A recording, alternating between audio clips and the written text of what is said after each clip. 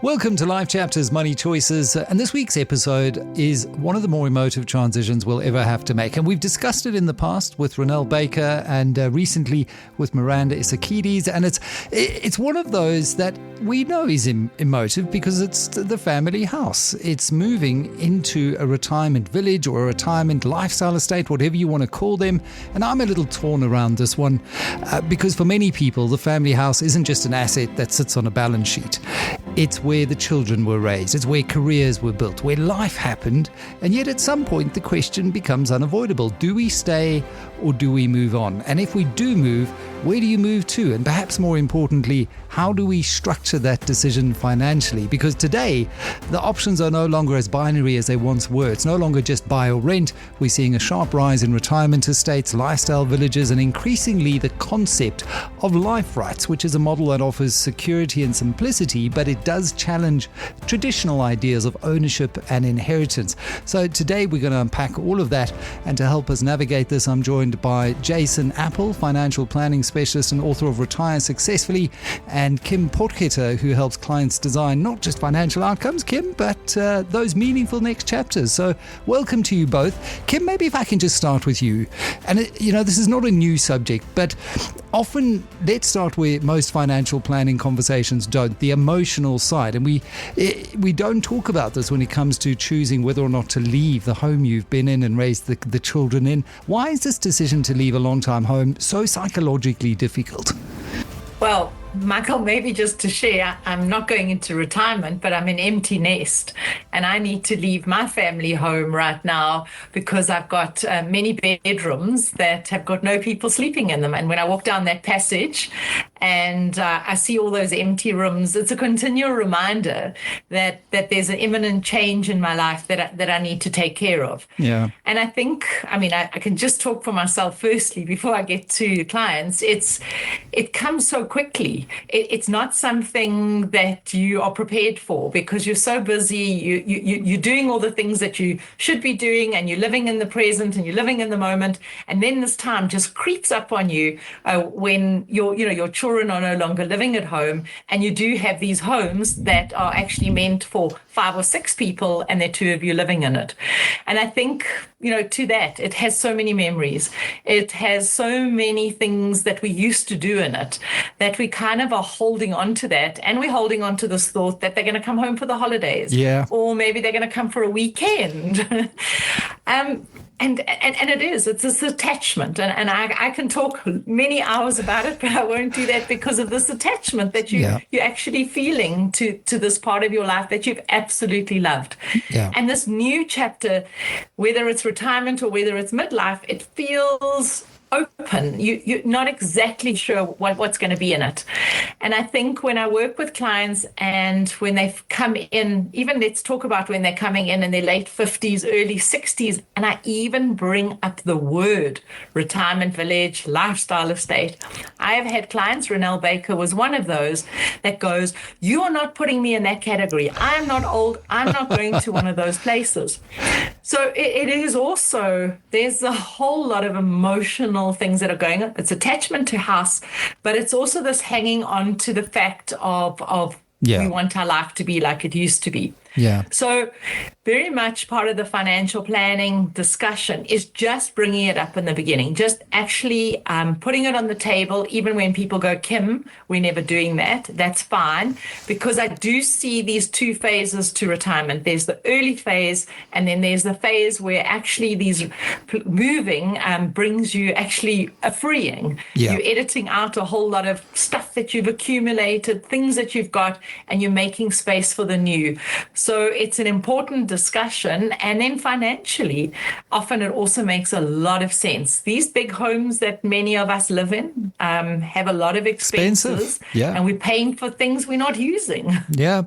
Just to add on to that personally, Kim, I'm in my second kind of marriage, so to speak. We're not married yet, but Nix's children are exactly that. At university, we have an empty nest, although my 2 are much younger. So we've got their home, their rooms, and they come over occasionally, but still the other bedrooms are kept there for those odd occasions on a varsity holiday that the children will come back home, and there is an attachment to that.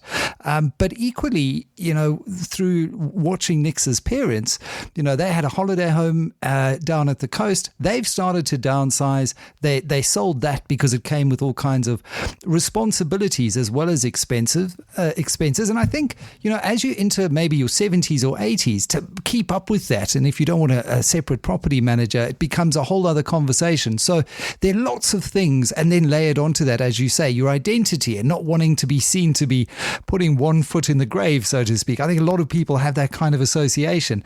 Jason, just to bring you in your experience, what typically triggers that decision to move?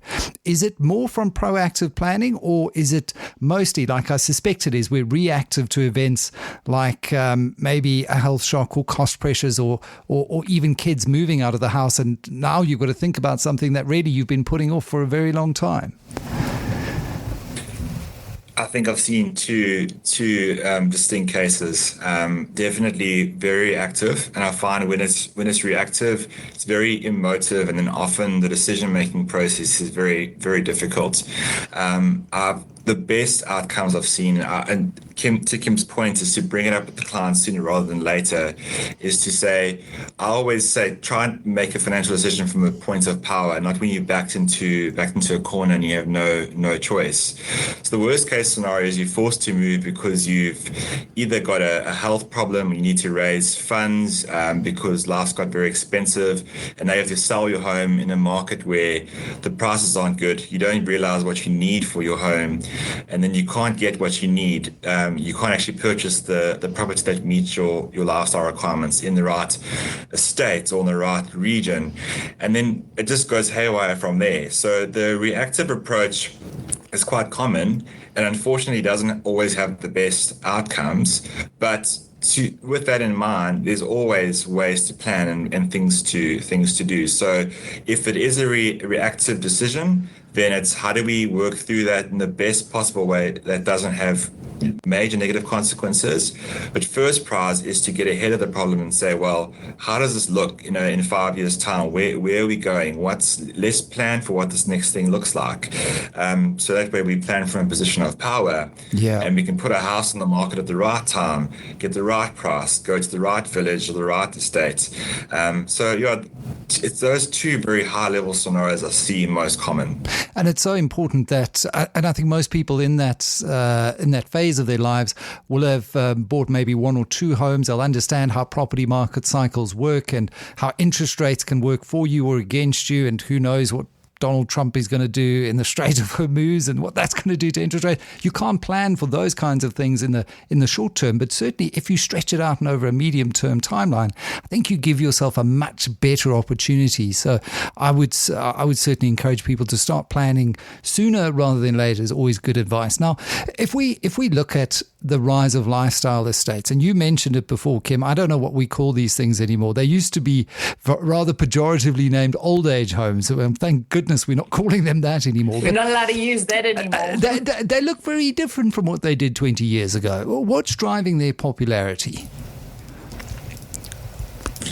Well, from my side, Michael, maybe I'll just add before Jason comes in, is that changed it. And I think that's what's so important. No longer is it, that old age home. They've really made it. I mean, I see many of the estates now in your early 50s, they're encouraging you to come. They're starting at the age 50. Some are starting at the age 55. And they're making it look a lot more appealing.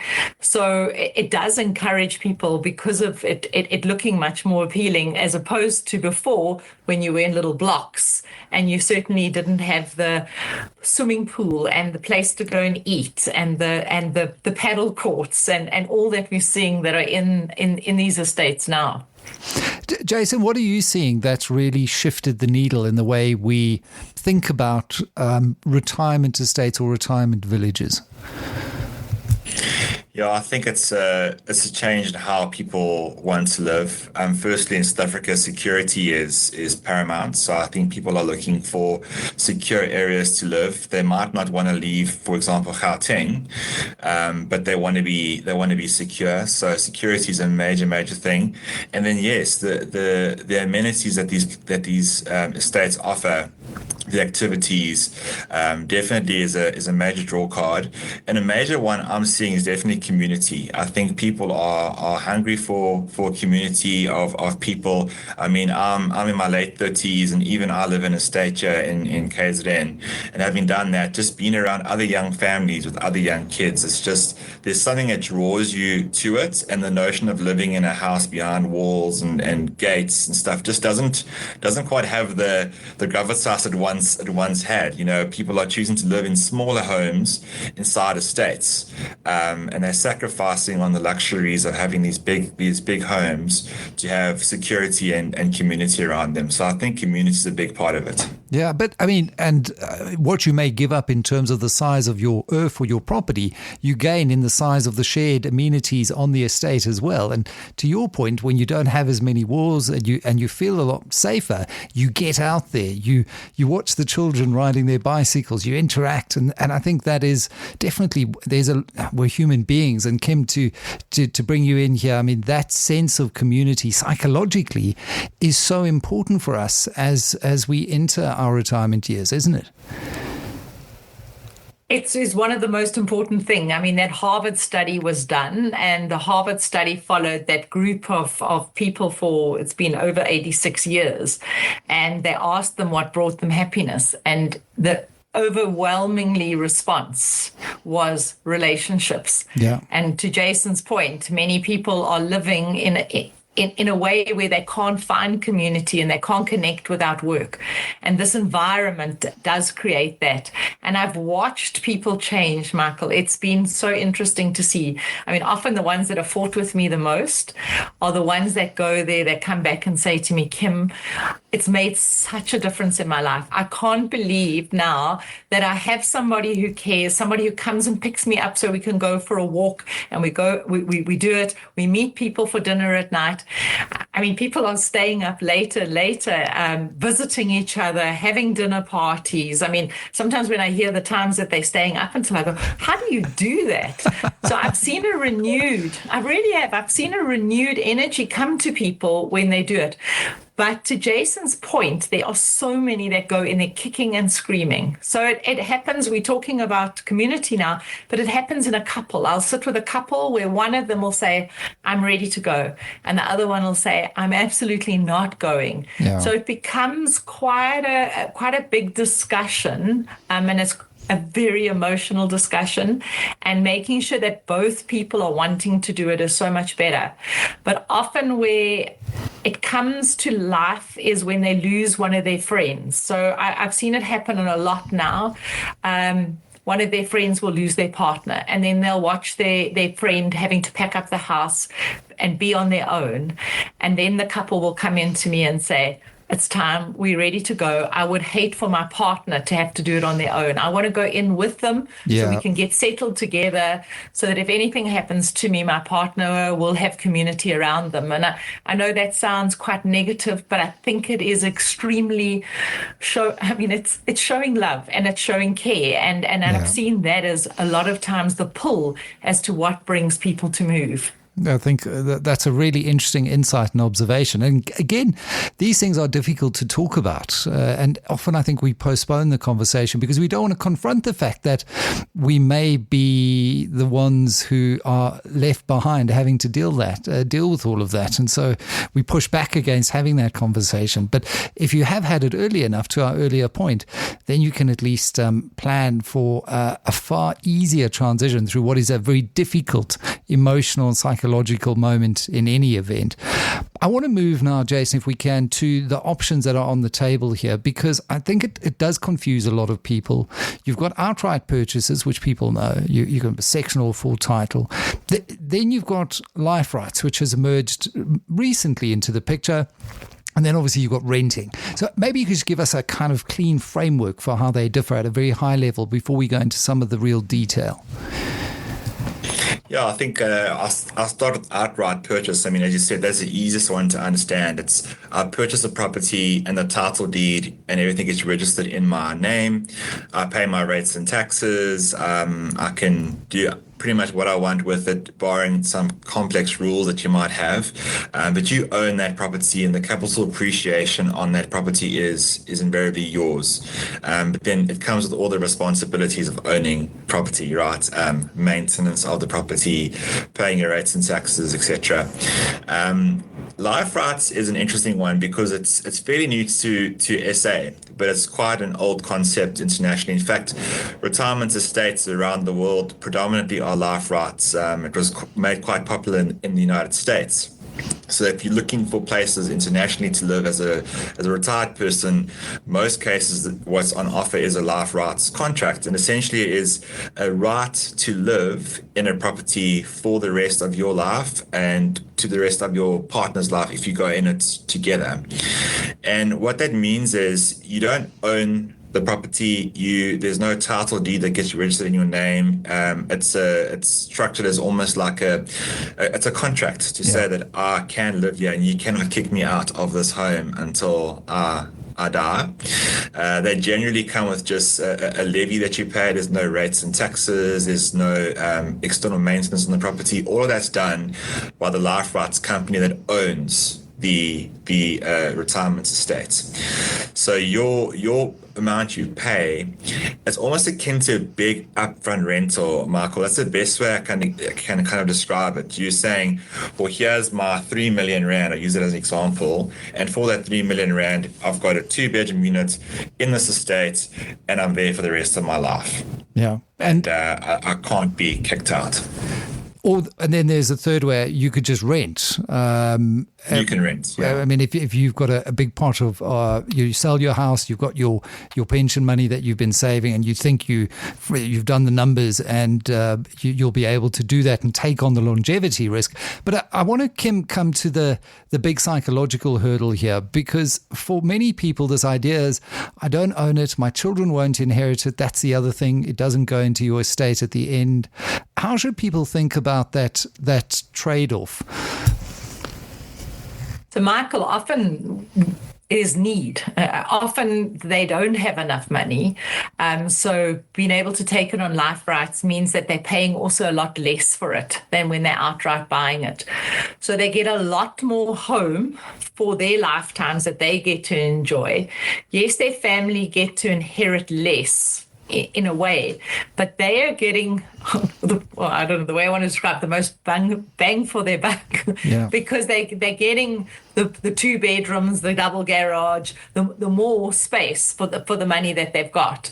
So, but again, for many times when I'm working with people, and we work with people, they want to just think about leaving to their families. So they're more preoccupied with leaving to their families. And then we call the children in and we get the children involved, and the children go, Mom and Dad, we want you to be fine. We want you to be well looked after. We're not worried about what we're going to inherit. But as parents, your children have been so important to you that you've given and given and given. And then even in this time, we're having to go, please, can you just be a little bit selfish? Please, can you just look after yourself? Your children don't want to see you unhappy and miserable and struggling. What they want to see you is in a place that really works for you. So there are many conversations that come in, and they involve children often. They involve, obviously, the spouse, and then it's like a team effort. And that's why for many times we are calling family meetings as opposed to just meetings when, just of the couple, just to encourage them that what they're doing is all right. They're not being negligent. And then we know they've got a place for the rest of their lives. We know they're not going to run out of money. And that becomes really important. And I think Jace will talk to it as well. There are also options when you can borrow against your investment in these estates. And sometimes clients have to use that money because they start running out. Jace, I'm going to hand to you on that one. Yeah, it's a very important aspect of the life rights, which makes it very, very attractive. So if you own your property outright, the only way you can access the equity in that property is to sell it. Yeah. And then you have to go somewhere, right? Whereas if you have a life rights, the amount you pay the life rights company, let's just say you pay 3 million rand to live there. On your death, your family will be given back the 3 million, maybe less a levy stabilization fee or percentage. All the contracts differ, but that amount that you get back, most life rights companies allow you access to that amount to pay your levy. So when you start running low on money, you can fund your levy or your frail care fee, etc., from that amount. So they basically start to deduct it, but you can use it before you die. And for me, that's a major advantage, because it's one of the few instances where you have a non-liquid asset that has a bit of a liquidity element to it now. So it offers that added security, is that I have my home, I'm secure, they can't kick me out, but I can start accessing this. And I've seen some life rights companies very flexible, in terms of even where people aren't running out of money, they've approached people in life rights contracts to say, well, actually we'll discount your levy, we won't charge your levy anymore if you reduce your life rights repayment back down to, let's say, half of what we negotiated up front. And you got to run the numbers, of course, to see what's going to work in your favor. Yeah. But there's lots of flexibility that life rights actually affords you. So that's a big part of looking at it as well. It does seem like, well, I'm giving up capital, but you are gaining a lot of other benefits too. So it's not something one should just overlook and not consider. Right. And I mean, there's no transfer duty, there's no bond costs.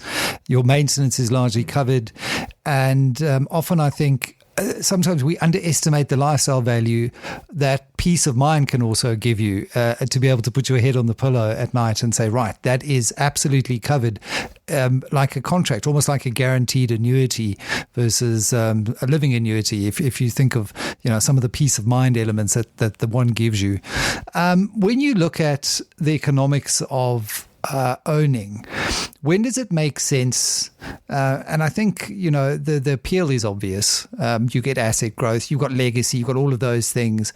But I think there are hidden costs that people underestimate. And does owning property in retirement still make sense in South Africa, where we've got low growth, we've got a very high cost administered price environment? We know the property market hasn't been great, depending on where you are. There are pockets of growth, mostly in the Western Cape. So when does it make sense to you to actually own in retirement? Jason? I think it's an interesting question. It's also very nuanced from case to case. I would say that owning property it comes with a lot of pitfalls and a lot of unforeseen costs. You have to, that maintenance costs and the cost of damages and repairs and insurance and all that stuff. And there's the additional levies you still pay when you're in an estate. So outright purchase still comes with a lot of costs, which people don't capitalize into the value of that property over time, the cost of that property. They just go, well, I paid 3.5 million rand for it, just to work out a figure, but they don't then add in all the maintenance costs over time that they've spent. So I think the average growth of a property in South Africa it's inflationary at best. So it's a hedge against inflation to own properties. I'll caveat that and say that retirement estates are slightly different in that you get a bit of a better capital appreciation on those properties, but that's also because then they sell at a premium. You're actually paying quite a lot, especially in the Cape, to get into a outright purchase place. You're paying a hefty sum to have the same size 3-bedroom that you could get a life right for like, 2/3 of the cost. Have you looked at Val de Vie lately? I mean, and this is not an advert for an estate, but it is eye-watering what you're paying to get access to that lifestyle sometimes. Yeah, and every asset class has a ceiling, and then these bubbles start to form. There's only so much retired people can pay for property. You know, it's going to get to a point where the people who need to enter these properties can't afford them, and then what's going to happen? The value of those properties are going to come down. It's just how market cycles work, especially in the property space. So I think where you value capital growth, you're going to really struggle with the life rights. But if you do the maths and you work out that the life right comes at a considerably cheaper cost, and you'd have R1 million left in the market that's growing, at a rate above property growth rates, then it starts becoming a compelling argument. I mean, it sounds like I'm really arguing for life rights here, because there is a case where life rights doesn't work for you, but I definitely think it's got to be addressed very specifically to your individual needs. So maybe, Kim, you could argue the other side. Where doesn't a life right make sense for a retiree? Again, Michael, I think it is very much on a case by case. And I think just from a point of view of many of us, just like as we talk about living annuity and a guaranteed annuity, when clients do have enough money and they're not going to run out and it's not going to make a big difference to their lives, and they can own their houses and they can still think of leaving it to their children with the capital growth, we really do encourage it. So I think what Jason is saying is we don't have one leaning in either way. Yeah. We don't even have a leaning if we think a retirement estate is better than living in a different place. But what we do like is to have the conversation. We do like to go through all of this, because we've often seen, and when it does happen, when you are now being forced to go, and it's often by children. So what happens is sometimes people leave it too long, and then maybe diseases come, and Alzheimer's and dementia and things like that happen. And then you have the heartbreak, and I've seen the heartbreak of children forcing their parents to go, and now their parents are unplayable. They don't want to go, and then they put all this guilt onto their children because they've been forced to do that. You are doing this to me. So like everything, it is definitely much better to have these pre-conversations, as well as there's demand for them. So you don't just get in overnight. So when you need to go like yesterday because something's happened, you can't get in. Now all of a sudden you start getting into one that really doesn't suit your lifestyle and is not very appealing to you. And that's why, the biggest advice I give people is to have options, is to have at least challenged their thinking to look into all the options. Once they have them, there is a plan in place if anything does, the what ifs happen. We even have many cases where people do move in, and I wanted to talk a little bit about frail care, and they move into a retirement estate, and one of them in their their partner gets ill. Now their partner needs to be looked after, and we are often seeing that they are now paying for their home that they're living in, which is a big expense, and they're paying for frail care, which is a huge expense. So if we had to bring in these costs of frail care, but once you're in one of these estates and they've got a frail care, you have that option at least.